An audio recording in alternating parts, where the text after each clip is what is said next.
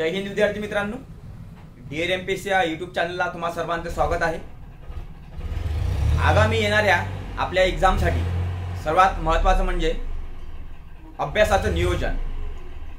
बऱ्याच मुलांच्या विनंतीवरून की सर येणारी जी आपली एक्झाम आहे जवळपास सप्टेंबरमध्ये आपली जी आहे एक्झाम ठरलेली आहे, कारण की आयोगाच्या माहितीनुसार आणि ज्याही जाहिराती आपल्यासमोर आलेल्या आहे त्यानुसार आपण कन्फर्म म्हणू शकतो की सप्टेंबरमध्ये आपली एक्झाम होणार आहे। संयुक्त पूर्व परीक्षा म्हणजे कंबाईन। त्यामध्ये नेमके आता आजपासून जरी आपण पकडलं तर नेमके किती दिवस राहतात, कोणत्या विषयाला किती दिवस द्यायचे, कशा प्रकारे रिव्हिजन करायची, डेली शेड्यूल कसं असलं पाहिजे, या सर्व बाबींवर जे आहे आजच्या आपण या लेक्चरमध्ये बघूया। पहा, सर्वसाधारण मुलांनी जर हे माझं शेड्यूल जे आहे मी ज्याप्रमाणे तुम्हाला सांगेल ते जरी फॉलो केलं तर मॅक्झिमम भरपूर मुलांना भरपूर सारा फायदा होईल। कारण की नेहमी अभ्यासाच्या अगोदर मी सुद्धा माझं स्वतःचं शेड्यूल अशा प्रकारे ठेवत होतो, माझे मित्र असो आम्ही सोबत अभ्यास करायचो, अशा शेड्यूल प्रमाणे जे आहे आमचा अभ्यास सुरू होता। तेच शेड्यूल जे आहे तुमच्यासोबत मी आज डिस्कस करणार आहे। आज 16 जून आहे, 15 जून आहे। पहा, जवळपास सुरू करायचं जर असेल तर बऱ्याच मुलांनी उद्यापासून हा उपक्रम जो आहे आपला नियोजनाचा हा सुरू करू शकतो। यामध्ये आपण किती दिवस आहे म्हणजे जून, जुलै, ऑगस्ट यामध्ये जेवढी आपल्याला 75-78 दिवस मिळत आहे, त्यानंतर मग पुढचे सप्टेंबरमध्ये जवळपास सप्टेंबरमध्ये जे आहे आपली एक्झाम कोणत्या ना कोणत्या संडेला राहील। तर त्यामध्ये जे आहे सप्टेंबरमध्ये एक आपल्याला 5 म्हणजे आपला जो संडे आहे एक 5 तारखेचा आहे, एक आहे 12 तारखेचा आहे आणि एक पुढचा जो आहे तो 19 तारखेचा आहे। यामध्ये जे आहे या 3 पैकी, कारण की राज्यसेवा पण एक्झाम ठरवायची आहे, राज्यसेवा पण एक्झाम जी मेन्स आहे ती सुद्धा सप्टेंबरमध्ये होणार आहे आणि ऑक्टोबरमध्ये यूपीएससी आहे, त्याच्यामुळे नंतरचा काही प्रश्नच उरत नाही। त्यामुळे त्या दिवसाचं जे आहे आपल्याला नियोजन आज सर्वसाधारण बघायचं आहे। मी बेसिक पासून घेतो। एखादा नवीन जरी विद्यार्थी असेल त्याने हा प्लॅन केला असेल की आपल्याला येणारी जी कंबाईन आहे ती फोकस करायची असेल तर त्याकरिता आपण बेसिक पासून जाऊया। आपण स्टार्टिंगला बघूया आपले नेमके विषय कोणते कोणते असतात। आपल्या स्पर्धा परीक्षेला जे आहे पहा, विषयानुरूप आपण जे आहे नियोजन करणार आहे। कोणत्या विषयाला किती वेटेज राहील, कोणत्या विषयाला आपण किती दिवस दिले पाहिजे, हा सर्व जो भाग आहे आपण यामध्ये डिस्कस करणार आहोत। यामध्ये पहा, सर्वप्रथम जो आहे पहा आपण सब्जेक्ट वाईज जाऊ, सब्जेक्ट बघूया आपण कोणते कोणते नेमके आपल्याला आहे। तर यामध्ये पहा, पहिला आहे इकॉनॉमिक्स म्हणजे आपला अर्थशास्त्र। हा जो आहे अर्थशास्त्र जो असतो हा असतो 15 मार्काला, 15 क्वेश्चन राहतो। अर्थशास्त्रावर किती आहे 15 क्वेश्चन आहे आपल्या पूर्व परीक्षेसाठी, आपण पूर्व परीक्षेसाठी बघत आहे। त्यानंतर जो आहे नंतरचा विषय आहे भूगोल जो विषय आहे याला सुद्धा जवळपास 15 मार्काचं जे आहे वेटेज या ठिकाणी आहे। त्यानंतरचा विषय जो आहे तो आहे हिस्ट्री म्हणजे इतिहास याला सुद्धा जवळपास 15 मार्काचं जे आहे वेटेज आहे। त्यानंतरचा विषय आहे राज्यशास्त्र पॉलिटी, याला जे आहे आपल्या कंबाईनला 10 मार्काचं वेटेज आहे, 10 मार्काचं वेटेज आहे। त्यानंतर जो आहे नंतर कोणतं राहिलं, एक राहिला आपला करंट चालू घडामोडी, हे सुद्धा 15 मार्काला विचारलं जातात। त्यानंतर जो आहे त्यानंतर आहे मॅथ आणि रिझनिंग, आपण त्याला म्हणू शकतो बुद्धिमत्ता जी आहे ते सुद्धा 15 मार्काला 15 क्वेश्चन आहे, म्हणजे टोटल 100 मार्क 100 क्वेश्चन राहतात। आणि कंबाईन काढण्याकरिता मॅक्झिमम तुम्हाला 50 ते 55 दरम्यान जरी तुम्ही कोर्स आणला तरीही तुम्ही पीएसआय, एसओ, एसटीआय तिन्ही एक्झाम जे आहे क्वालिफाय होऊ शकतात। मी वारंवार तुमच्यासोबत जुळलाच राहील, तुम्हाला ते पण सांगेल की अटेम्प्ट किती असले पाहिजे। नेहमी जोपर्यंत आपली एक्झाम राहील तोपर्यंत जो आहे हा प्लॅन राहील। यासाठी अर्थशास्त्रासाठी आपल्याला कोणते कोणते पुस्तक वाचायचे आहे ते आपण सुरुवातीला बघून घ्या। अर्थशास्त्र या विषयासाठी आपल्याकडे आहे रंजन कोळंबे सरांचं पुस्तक आहे आणि कोणाकोणाकडे कोणतं आहे देसले सरांचं पुस्तक आहे, किरण देसले सरांचं। एक भाग लक्षात घ्या, रंजन कोळंबे सरांच्या पुस्तकामधून कंबाईनचा सर्व भाग जो आहे तो कव्हर होतो पूर्णतः। माझ्याकडे अजूनही रंजन कोळंबे सरांचंच आहे आणि इतिहास आणि इकॉनॉमीचे सर्व मार्क जे आहे मी त्यामधून घेतलेला आहे। देसले सरांचं पुस्तक कोणाकडे असेलही तर त्यामधले जर ज्याने रंजन कोळंबे केलेलं असेल त्याने देसले सरांच्या पुस्तकामधले सिलेक्टेड टॉपिक करून ठेवा। म्हणजे आता यामध्ये आपण कोणते कोणते म्हणू शकतो पहा, जो आहे वित्तीय सुधारणा वगैरे असा टॉपिक आहे। त्याचबरोबर बरेचसे असे मोजके काही टॉपिक आहे ती मी माझ्या डिअर एमपीएससी जे आपलं टेलिग्राम चॅनल आहे त्या ठिकाणी बरेचदा मी तुम्हाला टाकून देईन। या ठिकाणी जर ते लिहित बसलो तर थोडा आपला वेळ जो आहे तो जास्त जाईल।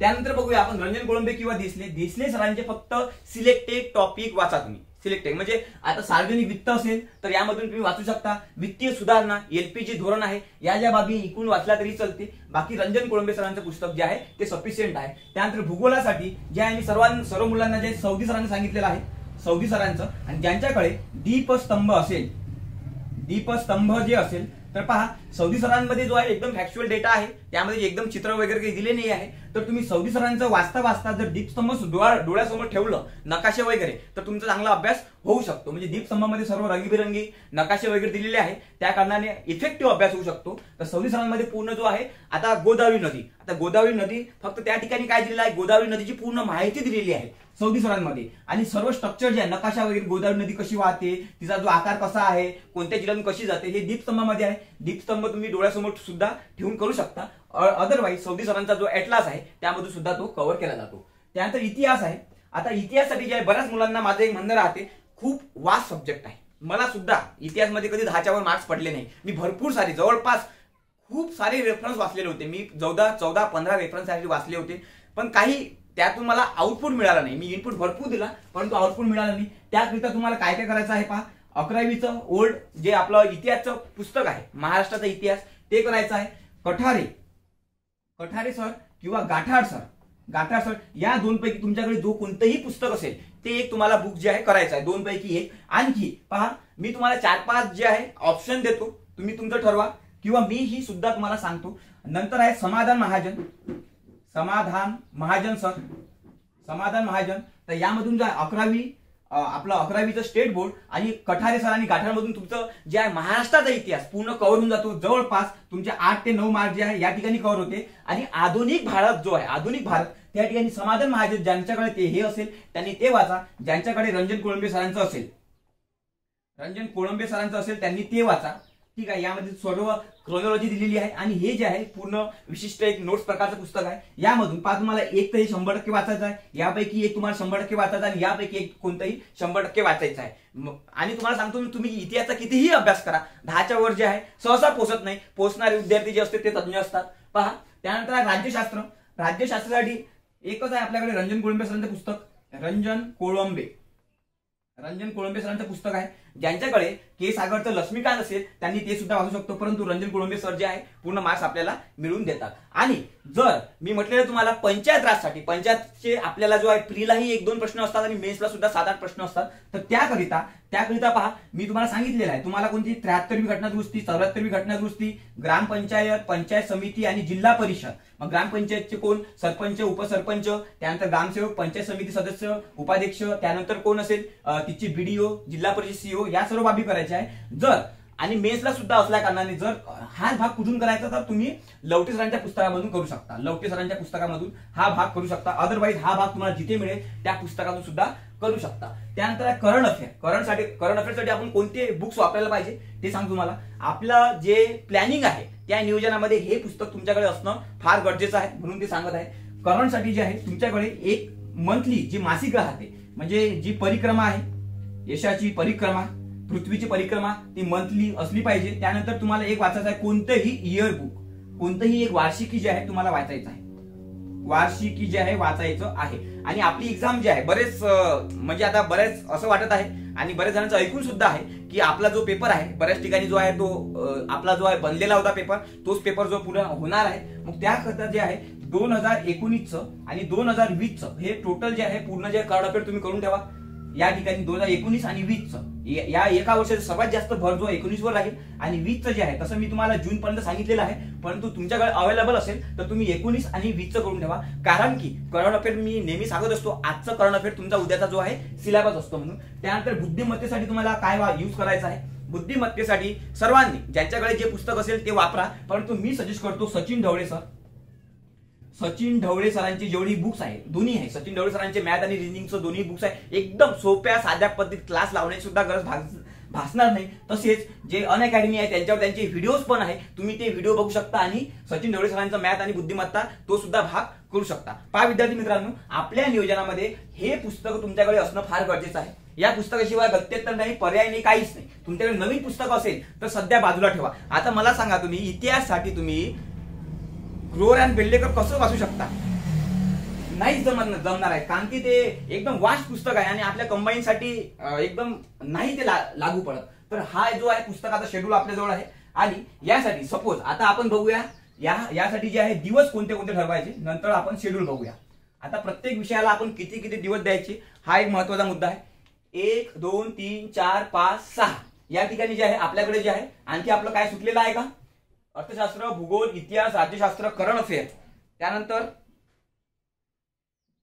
Geography, polity, economic, geography, history, त्यानंतर करंट अफेअर आणि रिजनिंग.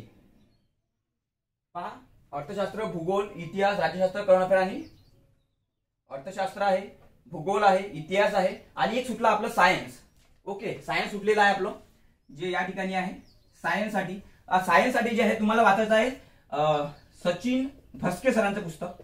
सचिन भस्के सरांचं पुस्तक वाचायचं आहे. आणि 9वी 10वी आणि 9वी 10वी सॉरी 8वी 9वी 10वीचे तुम्हाला काय वाचायचे आहे, स्टेट बोर्ड.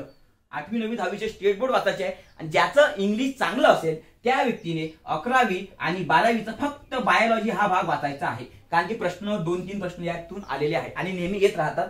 सचिन भस्के सरांनी सर्व कव्हर केलेला आहे. सचिन भस्के सरांमध्ये जो आहे तर सायन्स साठी सर्व कव्हर आहे. तुम्हाला 8वी 9वी 10वीचं स्टेट बोर्ड वाचणं गरजेचं आहे. त्याचबरोबर ज्यांना वाटते की माझं इंग्लिश चांगलं आहे, मी इंग्लिश मधून समजू शकतो, त्यांनी 11वी आणि 12वीच्या इंग्लिश मधून म्हणजे जे स्टेट बोर्ड आहे त्यातून फक्त काय करायचं आहे, बायोलॉजी हा जो आहे भाग तुम्हाला करायचा आहे. यानंतर आपण बघूया नेमके दिवस. आता पहा या ठिकाणी आपल्याला जेवढेही विषय मिळालेले आहे तर आपण करंट अफेअर आणि बुद्धिमत्ता हे थोडं बाजूला सारून, करंट अफेअर आणि बुद्धिमत्ता हे बाजूला सारून, म्हणजे याचंही तुम्हाला मी जे आहे योग्य नियोजन करून देतो. हे बाजूला सारून आपण सर्व दिवसाचं एक नियोजन करूया. पहा, जर तुम्ही उद्यापासून जर प्लॅनिंग करतो म्हटलं, बसतो म्हटलं, मी तुमचं डेली शेड्यूल सुद्धा लावून देतो. किती वाजता उठायचा, कसा अभ्यास करायचा, किती वाजता झोपायचं, तिथपर्यंत तुमचं मी या व्हिडिओ अंतर्गत जो आहे शेड्यूल लावून देतो. पहा, तर आपण जर समजलं की आता सप्टेंबर मध्ये आपली एक्झाम आहे, पहिल्या वीक मध्ये असू शकते, दुसऱ्या वीक मध्ये किंवा तिसऱ्या वीक मध्ये, शक्यतो पहिल्या किंवा दुसऱ्या वीक मध्येच आपली एक्झाम राहील, तर आपल्याकडे दिवस जे आहे फार कमी आहे. जवळपास 80 दिवस आपल्या समोर राहतात टोटल जर मोजले तर आजपासून. तर त्याचं पहा, तर अर्थशास्त्र, भूगोल, इतिहास, राज्यशास्त्र आणि सायन्स याला जे आहे आपल्याला हे 5 विषय आणि याला 50 दिवस द्यायचे आहे. हे 5 विषय आहे आणि याला किती दिवस द्यायचे, आपल्याला 50 दिवस द्यायचे आहे. म्हणजे आपण असं जर म्हटलं अर्थशास्त्रासाठी आपण 10 दिवस देतो. पहा, अर्थशास्त्रासाठी जे आहे आपण असं समजू की 10 दिवस, अर्थशास्त्रासाठी आपण 10 दिवस पकडूया. पहा, अर्थशास्त्रासाठी आपण दिले आहे 10 दिवस. त्यानंतर भूगोलसाठी आपण पकडले आहे 10 दिवस. त्यानंतर इतिहासासाठी जे आहे आपण म्हटलेलं आहे 10 दिवस. त्यानंतर राज्यशास्त्रासाठी आहे 10 दिवस. आणखी जे सायन्स आहे, सायन्ससाठी आहे 10 दिवस. पहा, आपण याचं नियोजन तुम्हाला करंट आणि बुद्धिमत्तेचं मी लावून देतो, कारण की आपल्याला तो जो भाग आहे तो रोज करायचा आहे. त्यामुळे पहा, 10, 20, 30, 40 आणि 50 जवळपास हे 50 दिवसाचं जे आहे नियोजन आपल्या समोर राहणार आहे. 50 दिवसाचं नियोजन राहणार आहे. आता मी असं म्हणत नाही की तुम्ही सुरुवात अर्थशास्त्रापासून करा, भूगोल पासून करा, इतिहास पासून करा, राज्यशास्त्र पासून करा, सायन्स पासून करा. तुमचा जो फेवरेट सब्जेक्ट असेल तिथून तुम्ही सुरुवात करू शकता. आणि असं पण नाही की प्रत्येक सब्जेक्टला म्हणत आहे मी अर्थशास्त्राला तुम्ही 10 दिवस लावा, असं काही नाही. आता माझा जो भूगोल चांगला आहे त्यामुळे मला हे जे आहे 10 दिवस लागणार नाही. माझा जो अभ्यास होतो सुरुवातीपासून, आणि पुस्तकं वाचायची आहे, नोट्स वाचायच्या नाही. कोणत्याही सध्या जो आहे या प्लॅनिंग मध्ये नोट्स वाचायच्या नाही, पुस्तके वाचा. पुस्तकं वाचून झाल्यानंतर तुमच्या जे आहे तुम्ही नोट्स वाचू शकता. यामध्ये पहा, जर माझं भूगोल मध्ये 10 दिवस मी दिलेले आहे, परंतु माझं ते 7च दिवसात कंप्लीट झालं असेल भूगोल, कारण की भूगोल सोपं जाते मला. त्यामुळे मी इच्छे जे 3 दिवस आहे मी माझ्या कठीण सब्जेक्टला देऊ शकतो. म्हणजे सायन्स मध्ये जे आहे प्लस मी 10 जे आहे म्हणजे 13 दिवस जे आहे सायन्सला ते दिवस देऊ शकतो. किंवा एखादा विषय असेल, अर्थशास्त्र असेल, मग इकडले मी अर्थशास्त्राला ते दिवस देऊ शकतो. म्हणजे तुम्हाला जे आहे आजपासून शेड्यूल जे आहे असं करायचं आहे की नेमके सर्व विषयाला 10-10 दिवस वाटून द्यायचे आहे. उद्यापासून अभ्यास सुरू करा. मी डेचं पूर्ण शेड्यूल देतो, कसा अभ्यास, किती तास अभ्यास करायचा आहे सर्व. त्यानंतर जो आहे आणि हे पण सांगेल की नेमकं कोणत्या टाइममध्ये ते आपण करायला पाहिजे. एक बाब लक्षात येत आहे का तुम्हाला? अर्थशास्त्र, भूगोल, इतिहास, राज्यशास्त्र आणि सायन्स याकरिता आपण जे आहे ते 10 दिवस दिलेले आहे. म्हणजे 50 दिवस जे आहे आपले निघून जातात. त्यानंतर जो आहे जो 50 दिवस आहे, मग आपण म्हणतो 80 दिवसाचा आपलं शेड्यूल आहे, जवळपास 80-90 दिवसाचा आहे. कारण की एक्झाम कन्फर्म आपल्याला डेट माहित नाही, त्याच्यामुळे आपण सप्टेंबर पकडलेला आहे. आणि जवळपास हे 50 दिवस जे आहे, जर तुम्ही उद्यापासून शेड्यूल करतो म्हटलं तर 4 ऑगस्टला हे 50 दिवस जे आहे 51 दिवस हे पूर्ण होतात. त्यानंतर आपला जो वेळ आहे तो रिव्हिजनचा आहे. त्यामुळे जो आहे मग आणखी आपल्याला 1 महिना मिळतो जवळपास. तर त्यामध्ये जो आहे प्रत्येक दिवसाला आपण 6 दिवस रिव्हिजनसाठी, नंतर हे सर्व झाल्यानंतर आपण रिव्हिजनसाठी 6 दिवस याला देऊ शकतो, पुन्हा याला सुद्धा 6 दिवस रिव्हिजनला देऊ शकतो, याला सुद्धा 6 दिवस जे आहे रिव्हिजनसाठी, याला सुद्धा 6 दिवस रिव्हिजनसाठी, आणि याला सुद्धा 6 दिवस जे आहे रिव्हिजनसाठी आपण देऊ शकतो. यामध्ये आता अभ्यास म्हणजे मग कंटिन्यू आपण एखादा अर्थशास्त्र घेतला आणि 10 दिवस अर्थशास्त्र वाचत बसायचं का? नाही, ज्याला जे सुटेबल होईल मी तसं करतो. आता पुढच्या 5 मिनिटांमध्ये ते तुम्हाला सांगतोच मी प्लॅनिंग कसं काय करायचं. ही बाब लक्षात येत आहे का? आपल्याकडे 50 आणि हे 30 जवळपास 60, 70, 80 हे टोटल दिवसाचं जे आहे 80 दिवसाचं प्लॅनिंग मी तुमच्यासमोर मांडत आहे. त्यानंतर आपल्याला टेस्ट सिरीज वगैरे पण सॉल्व्ह करायचे आहे. मी त्याचंही सांगेन. मी आता ज्या अर्थी मला जसा वेळ मिळेल मी त्याप्रमाणे तुमच्यासमोर जे आहे आपल्या ज्या आहे क्युरीज ज्या आहे तुमच्या मी मांडत राहील. पहा, 10 दिवसाची पूर्ण रिव्हिजन या सब्जेक्टवर तुम्ही केव्हाही लावा.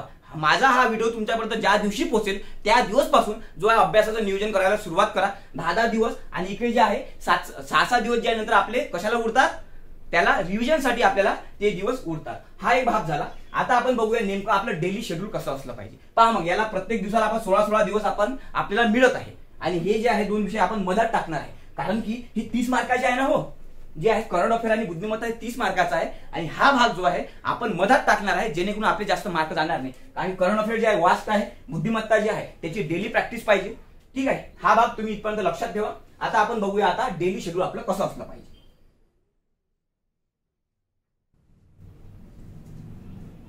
पहा, बऱ्याच मुलांचा अभ्यास जो आहे सध्या कोरोनाच्या काळामध्ये थोडाफार लूज झालेला आहे.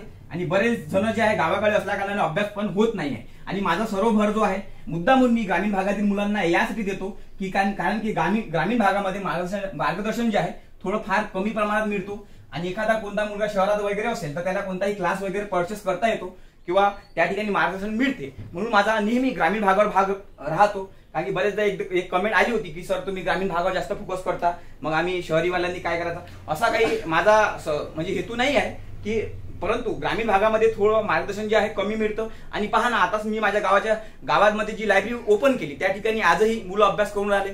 तर मग आणि शहरामध्ये ऑलरेडी जे आहे लायब्ररी वगैरे अवेलेबल असतात. तर बघूया आता आपण आपलं डेली शेड्यूल कसं असलं पाहिजे. तर पहा, आपल्याला एक बाब लक्षात घ्या. मी आता कोणतंही शेड्यूल तुमच्यासमोर मांडणार आहे, जे शेड्यूल मी तुमच्यासमोर मांडणार आहे ते मी स्वतः फॉलो केलेलं आहे. म्हणजे असं काही नाही आहे मी चला बा आता काहीतरी व्हिडिओ बनवून टाका सांगा पोरायले, अशातला काही भाग नाही. मी स्वतः हे शेड्यूल फॉलो केलेले आहे. आणि आताही हे शेड्यूल मी माझ्या जेवढेही मी स्वतः ज्यांना पर्सनल गायडन्स करतो त्यांना सुद्धा या शेड्यूल मध्ये बसवलेलं आहे. या ठिकाणी बघूया आपण. पहा, आपल्याला दिवसाचे जे आहे 24 तास आहे. 24 तास आहे आपल्या दिवसाचे आपल्याजवळ किती आहे 24 तास आहे. या 24 तासामध्ये 8 तास आपण झोप घेतो. 8 तास काय घेतो आपण, झोपतो आपण. 8 तास झोप. आणि 8 तास झोपलं पाहिजे. 8 तास जे आहे चांगली झोप जर झाली तर चांगला आपला अभ्यास होऊ शकतो. त्यानंतर जो आहे 4 तास, पुढच्या 4 तासामध्ये जे आहे आपल्याला काय करायचं आहे, आपले इतर कामे करायची आहे. आपल्याला पुढच्या 4 तासामध्ये आपले इतर कामे करायचे आहे. त्यानंतर जे पुढचे 12 तास जे आहे तो आपल्याला करायचा आहे अभ्यास. 12 तास जो आहे आपल्याला काय करायचा आहे, अभ्यास. जर तुम्ही 8 तासापेक्षा जास्त तास जर झोपले तर तुमचं भविष्य सुद्धा झोपणार आहे. आणि जर 4 तासापेक्षा इतर जर कामे तुम्ही केली असेल तर तुमचं जे आहे म्हणजे तुमचा लक नाही काही नाही. आता 4 तासामध्ये इतर कामे किती येऊ शकतात आहे ना. तर त्यामुळे 4 तासामध्ये तुमचे इतर कोणतेही कामे होऊ शकतात. म्हणजे यामध्ये तुमचं जेवण आलं, नाश्ता पाणी, फिरणं हिंडणं सर्व गोष्टी आलेल्या आहे. 8 तासामध्ये जो आहे तुमची झोप आलेली आहे. आणि 12 तास सध्या तरी तुम्हाला ह्या 3 महिन्याच्या शेड्यूल मध्ये 3 मंथ मध्ये जो आहे तुम्हाला काय करायचं आहे, 12 तास अभ्यास करणं फार फार गरजेचं आहे. अदरवाईज पहा, जर कुणी जॉब वगैरे वाला असेल जॉब जर कोण अभ्यास करत असेल तर त्यांच्याकरिता सुद्धा मी एखादा शेड्यूल एक प्लॅन करेल मी. माझा जो आहे याच व्हिडिओच्या खाली माझी एक आयडी आहे इंस्टाग्रामची, त्या ठिकाणी मला तुम्ही जेवढाही मोठा मेसेज होत असेल, जे जॉब करत असेल त्यांनी मला तो मेसेज जो आहे टाईप करून मला लिहू शकता. कारण की जवळपास रोजचे जे आहे मी 200 ते 300 मेसेजला उत्तर देतो. त्या कारणाने मी थकत नाही. तर तुम्ही मग म्हणा की एवढा मोठा मेसेज मी कसा लिहू शकतो. जे व्यक्ती जॉब करतात त्यांनी जो आहे मला पर्सनली जे आहे मी त्याला गाईड करेलच. पहा, 8 तास आपल्याला काय घ्यायची आहे, झोप घ्यायची आहे, 4 तास आपल्याला इतर कामे आणि 12 तास आपल्याला अभ्यास करायचा आहे. आणि हा 12 तास अभ्यास कसा करायचा आहे त्याचं शेड्यूल आता तुमच्या समोर आहे. एक बाब लक्षात घ्या. आता पहा, दिवसभराचा आपण शेड्यूल या ठिकाणी घेणार आहे. तर बघूया आपण ते आपलं शेड्यूल कसं राहील. तर पहा, या ठिकाणी डेली शेड्यूल बघत आहे आपण. या ठिकाणी सपोज आता तुम्ही कितीही वाजता उठा, माझं असं म्हणणं नाही 6 वाजता उठा, 4 वाजता उठा, 5 वाजता, 6 वाजता, परंतु आपलं जे आहे आपण जो स्लॉट पाडलेला आहे अभ्यासाचा, जो आपण स्लॉट पाडलेला आहे त्यामध्ये पहा, पहिला स्लॉट जो आहे तो आहे तुम्ही जर 7 वाजता उठले असेल म्हणजे 7 वाजतापासून आपण लायब्ररीमध्ये जायचं किंवा अभ्यासाला बसायचं 7 ते 9:30 पर्यंत, 7 ते 9:30 AM पर्यंत हा एक आपला पहिला स्लॉट ठेवायचा. 7 ते 9:30 पर्यंत. त्यानंतर जो आहे आपला जो आहे नंतरचा मग अर्धा तास जो आहे तुम्हाला तो इतर गोष्टीसाठी वेळ मिळतो. त्यानंतर जो आहे नंतर तुम्हाला 10 ते त्यानंतर 12:30 पर्यंत हा पुढचा जो आहे तुम्हाला जो आहे स्लॉट ठेवायचा आहे. 10 ते 12:30 पर्यंत पुढचा स्लॉट. त्यानंतर पुन्हा आपला जो आहे इतर गोष्टीकरिता आपल्याला वेळ मिळतो. त्यानंतर जो आहे पुन्हा मग तुम्ही पुन्हा जो आहे तुमचा अभ्यास जो आहे 1:30 पासून म्हणजे जवळपास 1:30 ते या ठिकाणी 4 वाजेपर्यंत जो आहे हा पुन्हा अभ्यास तुम्हाला करायचा आहे. पहा, या ठिकाणी मी प्रत्येक जो आहे 2.5 तासाचा जो आहे स्लॉट टाकलेला आहे. 7 ते 9:30 तुमचा 2.5 तास उरला. 10 ते 12:30 हा 2.5 तास उरला. त्यानंतर हा जो आहे हा सुद्धा तुमचा जो आहे भाग 2.5 तास जो आहे तुमचा अभ्यास होत आहे. या ठिकाणी जो आहे पहा, आता त्यानंतर जो आहे 4 नंतरच्या स्लॉट नंतर पुन्हा मग तुम्हाला जो आहे 4:30 ते 7 वाजेपर्यंत आणि हे शेड्यूल फॉलो होते. जो व्यक्ती अभ्यासिकेमध्ये बसतो, जो व्यक्ती घरी एखाद्या रूम मध्ये आपला अभ्यास करतो त्या व्यक्तीला हे शेड्यूल फॉलो होते. त्यानंतर जो आहे स्लॉट जो आपला 7:30 ते आहे 9 वाजेपर्यंतचा 9 वाजेपर्यंतचा हा स्लॉट आहे. पहा, या ठिकाणी टोटल जो आहे सकाळी तुम्ही उठले 7 ते 9:30 वाजेपर्यंत तुम्हाला अभ्यास करायचा आहे. त्यानंतर 10 ते 12:30 पर्यंत अभ्यास करायचा आहे. त्यानंतर 1:30 ते 4 वाजेपर्यंत अभ्यास करायचा आहे. त्यानंतर 4:30 ते 7 वाजेपर्यंत अभ्यास करायचा आहे. त्यानंतर 7:30 ते 9 वाजेपर्यंत असा आपला शेड्यूल असला पाहिजे. हे टोटल जे आहे आपले 12 तास अभ्यास होऊन राहिला. आता यामध्ये सब्जेक्टचं डिस्ट्रीब्युशन आपण कसं करायचं हे सुद्धा आपण थोडक्यात तुम्हाला सांगतो मी. यामध्ये जो आहे ना आपली चॉईस असते. मी असं म्हणत नाही की तुम्ही कोणताही सब्जेक्ट घ्या. या ठिकाणी जो आहे आता पहा, हा एक पहिला आपला स्लॉट पडून राहिला. हा पहिला स्लॉट आहे. त्यानंतर हा दुसरा स्लॉट आहे. हा तिसरा आहे. हा चौथा आणि हा 5वा स्लॉट आहे. यामध्ये जो आहे हा जो आहे 1:30 ते 4 चा स्लॉट जो आहे हा आपण स्पेशल बुद्धिमत्ता आणि मॅथ रिजनिंग साठी ठेवलेला आहे. स्पेशल जो आहे हा जो आहे बुद्धिमत्ता हा जो आहे 2:30 ते 4चा जो स्लॉट आहे हा आपण बुद्धिमत्ता आणि करंट अफेअर म्हणजे चालू घडामोडी या भागासाठी जो आहे हा स्लॉट ठेवलेला आहे. तुम्ही जेवढेही वाचन कराल यामध्ये तुम्हाला सांगितलं आहे बुद्धिमत्ता, कारण की जेवण वगैरे झालं राहते तर तुम्ही बुद्धिमत्ता जे आहे व्हिडिओ बघू शकता आणि तो सॉल्व्ह करू शकता. त्याचबरोबर चालू घडामोडीचा अभ्यास सुद्धा, ठीक आहे ना, चालू घडामोडीचा अभ्यास तुम्ही या स्लॉट मध्ये सुद्धा अर्धा तास करू शकता. असं माझं काही म्हणणं नाही की मी याच टाइम मध्ये करा. तर यामध्ये पहा 7 ते 9:30 पर्यंत तुम्ही कोणताही एक सब्जेक्ट घ्यायचा आहे. तुम्हाला कोणताही एक सब्जेक्ट घ्यायचा आहे. अल्टरनेटिव्ह तुम्हाला जो आवडेल तो सब्जेक्ट तुम्ही घ्या. म्हणजे तुम्हाला जर सुरुवात करायची असेल भूगोल पासून तर भूगोल ठीक आहे. सकाळी जो आहे तुम्ही भूगोल वाचायचा. त्यानंतर जो आहे पुढचा स्लॉट सुद्धा जो आहे एखादा विषय तुम्ही चेंज करू शकता. माझं असं म्हणणं आहे की रोज जे आहे तुम्ही 2 विषय हाताळायला पाहिजे जेणेकरून अभ्यास जो आहे चांगला होईल. यामध्ये जो आहे मग आणखी एखादा सेकंड सब्जेक्ट जो आहे तुम्ही घेऊ शकता. यामध्ये दुसरा सब्जेक्ट घेऊ शकता. म्हणजे 7 ते 9:30 पर्यंत एक सब्जेक्ट. त्यानंतर 10 ते 12:30 पर्यंत जो आहे एक सब्जेक्ट. अशा प्रकारे तुमचे 2 सब्जेक्ट जे आहे ते क्लिअर होऊन राहिले. त्यानंतर जो आहे 1:30 ते 4 पर्यंत म्हणजे 1:30 ते 4 पर्यंत जो आहे तुम्हाला बुद्धिमत्ता आणि चालू घडामोडी हा अभ्यास करायचा आहे. त्यानंतर 4:30 ते 7 मध्ये याचपैकी एक तुम्हाला जो सब्जेक्ट घ्यायचा आहे तो रिपीट घ्यायचा आहे.